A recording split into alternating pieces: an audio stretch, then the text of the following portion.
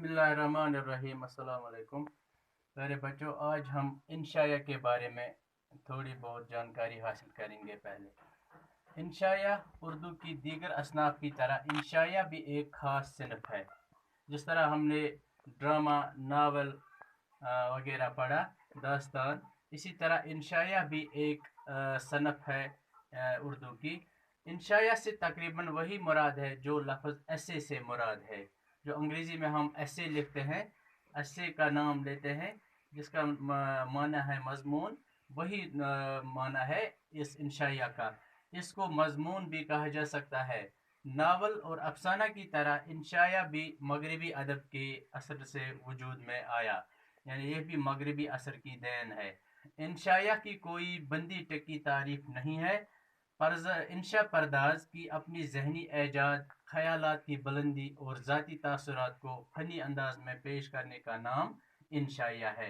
यानी इंशाया परदाज जो है, इंशाया लिखने वाला, अपनी जहनी ऐजाद या कोई नई बात, ख्यालात की बुलंदी और ज़ाती तासुर, जो ज़ाती एक्सपीरियंस हो किसी काम के बारे में, किसी वाक़ा के बारे में, कोई फ़नी अंदाज में पेश करने का नाम इंशाया है।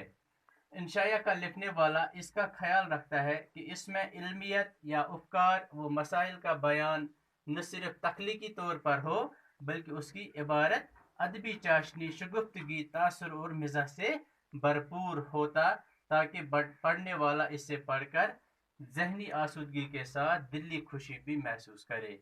यानी वो बोर न हो। मतलब जो वो लिखने वाला, जो इंशाया लिखने वाला जब इंशाया लिखेगा, इसमें इल्मियात या अफकार व मसाइल का बयान न सिर्फ तख्लीकी तौर पर हो, बल्कि उसकी इबारत मिज़ाह से भरपूर हो।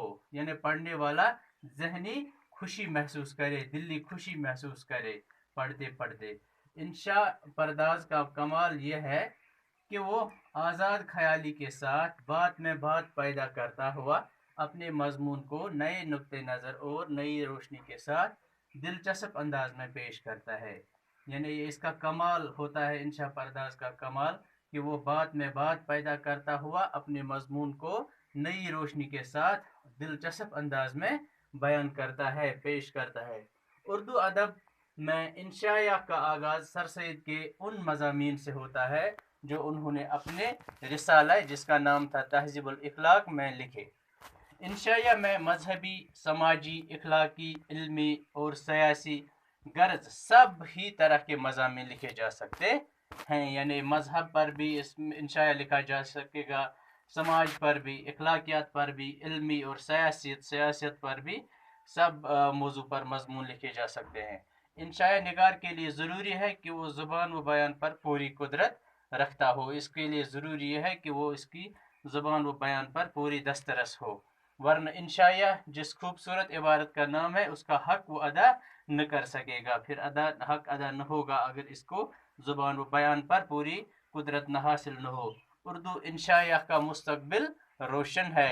इंशा परदाजों में मोहम्मद हुसैन आज़ाद, यानी अब इंशा परदाज कौन कौन है, खास खास मोहम्मद हुसैन आज़ाद, अबुल कलाम आज़ाद, मेहदी अफादी, फरहतुल्लाह बेग, पितरस बुखारी, हसन निज़ामी, नियाज़ फतहपुरी, रशीद अहमद सिद्दीकी और कन्या लाल कपूर के नाम काबिल ज़िक्र हैं। आज का इतना ही, शुक्रिया।